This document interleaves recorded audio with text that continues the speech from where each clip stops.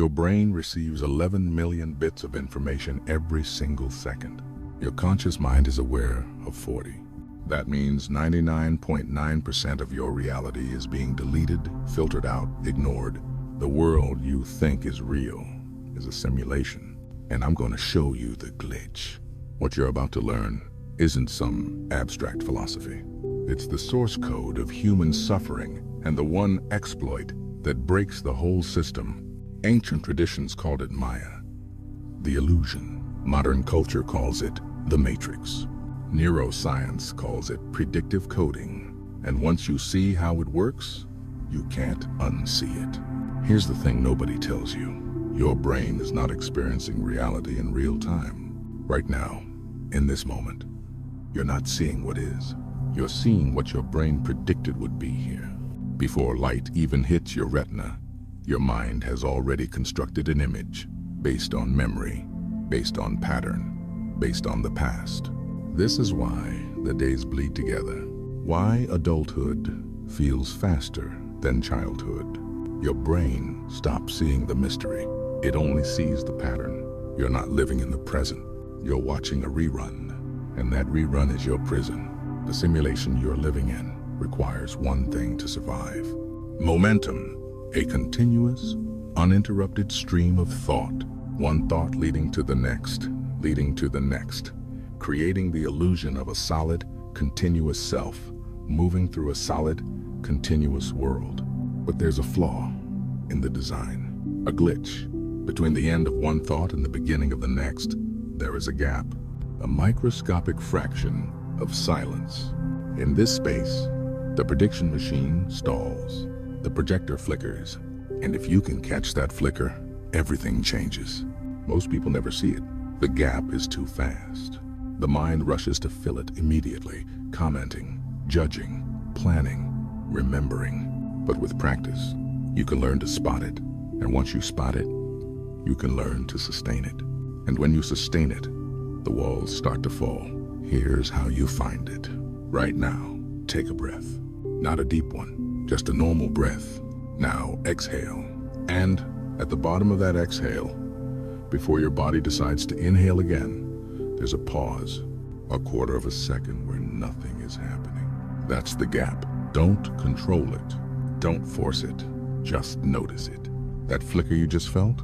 That's the code stopping. That's the simulation buffering. Now try this. Look at something in front of you. Anything. A cup? A wall? Your hand. Look at it without naming it, without thinking about what it is or what it's for.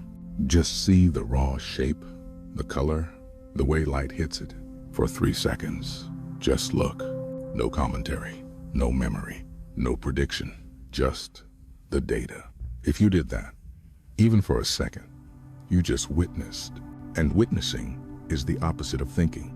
Thinking is the mind wrapping the present in the past. Witnessing is seeing the present as it actually is, naked, without the costume of memory. Here's what happens when you sustain this. Fear, by definition, requires a future. It requires a next moment to project catastrophe into. But in the gap, there is only now. And right now, in this actual moment, before your mind adds the story, there is no threat. Without the fuel of time, anxiety starves. The chemical chains release. And for the first time, you're not reacting to a threat that doesn't exist. This creates a fundamental shift in identity. The person you think you are, with your history, your name, your traumas, your story, that's the avatar, the character on the screen. But the awareness watching the character, that's the player. The player is not harmed by the events of the game. The player is not limited by the rules of the level. The avatar may be in a prison, but the consciousness watching it has never been inside. Now here's where it gets strange. When the observer no longer identifies with the script begins to rewrite itself. The external world you experience is a reflection of internal assumptions. When those assumptions dissolve in the gap, the reflection must change. This isn't mysticism. This isn't manifestation. It's the basic architecture of perception. You only see what you're looking for. When you stop looking for the old pattern, a new one can emerge. Barriers that seemed solid become fluid. Coincidences multiply. Conversations shift. Opportunities appear.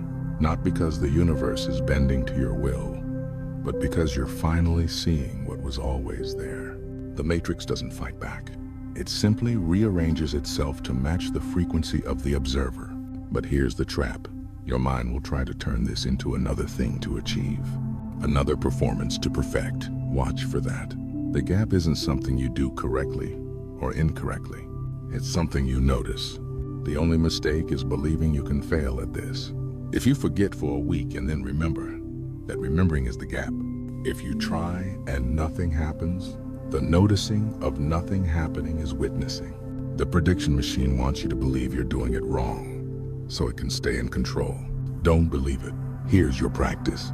Set 3 alarms on your phone today. Random times.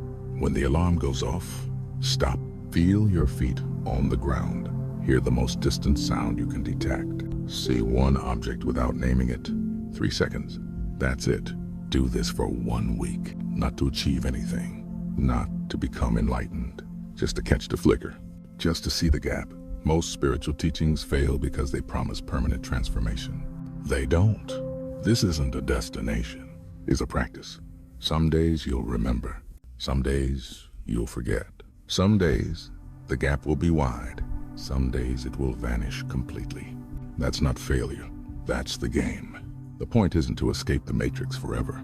The point is to know you have the option. To recognize when you're in a rerun and have the ability to change the channel. Week 1, you're just noticing. Week 2, the gaps get longer. Week 3, you start catching yourself mid-anxiety spiral instead of 20 minutes in. Week 4, you realize you're arguing less about being right and more curious about understanding. This isn't magic. It's pattern interruption. And pattern interruption is the only thing that's ever changed anyone. Here's what this looks like in real life. You're in an argument with someone you love. The prediction machine says, "Here we go again. This always happens." They never listen. That's the rerun playing. But if you can catch it, if you can find the gap, you ask a different question. Not what does this mean about us, but what is actually being said right now, in this specific moment, before I wrap it in history.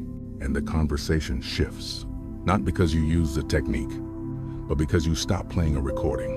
You're awake at 3 in the morning. The prediction machine says, "I won't sleep. Tomorrow is ruined. I'm broken." That's catastrophe projection. That's the mind building a future that doesn't exist. But if you can find the gap, you ask, what is actually happening right now? Right now, I'm awake. The body is activated. This moment isn't dangerous.